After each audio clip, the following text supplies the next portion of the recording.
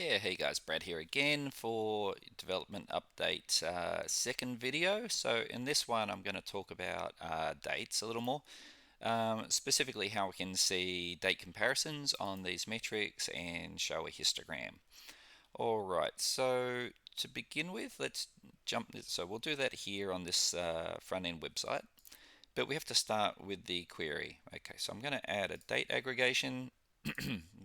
We're going to call this sales amount by date.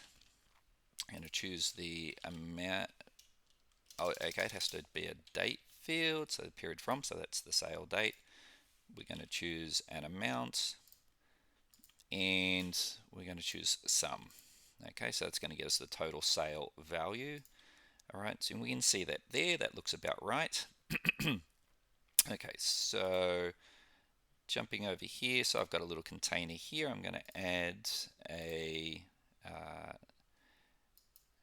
date histogram component. So that is this one. All right. And I'm just going to choose a query, choose sales 5, sales amount by date, sales amount by date, and let's make that our lines. Now we don't have visualizations here in the editor at the moment, but we're going to try to get them in before the next release though. So let's see how that looks. Cool, there we go. So we've got a nice little graph there. It would be nice if that was higher. I'm going to add a date setting before the next release too.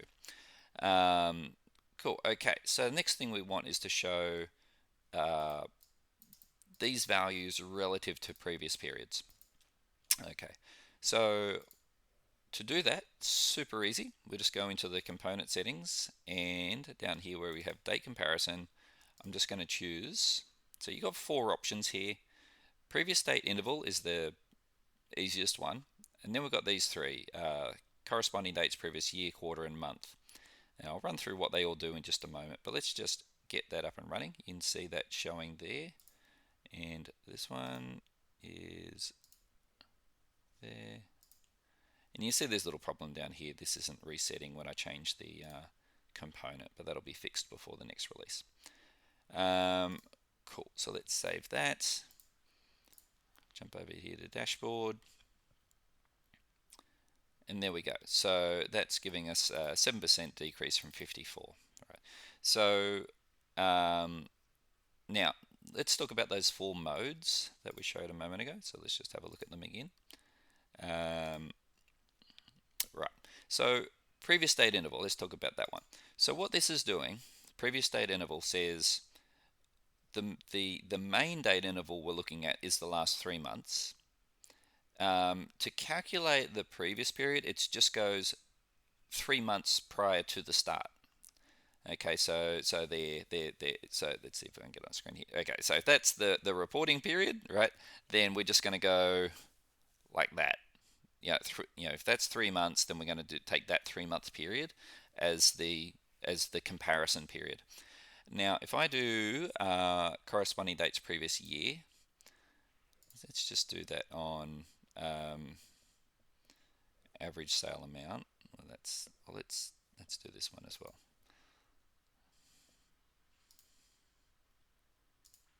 Right, so let's see what that gives us.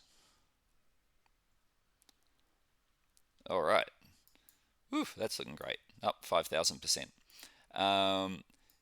Okay, so compared to previous year, so what that means is that so this is the last 3 months. Okay, so today's August 15, so well, so the comparison period will be the 3 months until August 15 last year.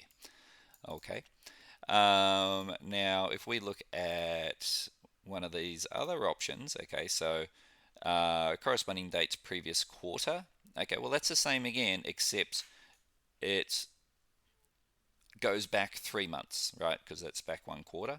So it's the same period of the preceding quarter. So if we're in the first month of this quarter, we're going to be comparing it with the first month of the previous quarter. Now, and then we've got the same for month. Now this could go a little screwy, of course, if someone was using like a time period of 1 year. How do you compare with the previous quarter if you're looking at a time period of a year? I'm not exactly sure. Anyway, we'll give that I don't know, we'll see what comes out of that. So, but definitely I think that these first two are probably the most useful. The first one, if you just want to show rolling comparisons, you know, the last 2 weeks compared to the 2 weeks prior, or the last 2 months compared to 2 months prior, that's what that'll give you. Corresponding dates previous year, that's good if you want to do more of a seasonal comparison, so if you're interested in, it's coming up to Christmas, so we've got Christmas sales. Well, how does that compare with Christmas sales last year? You can't compare that with just any sales throughout the year. So that's what that does. So that's that, and that is the query. Now just the other thing that we are going to do is add that same date comparison to the date histogram. So you will see two lines, one from this year and one for the previous period. So that will probably be not in the coming release, but the one after that.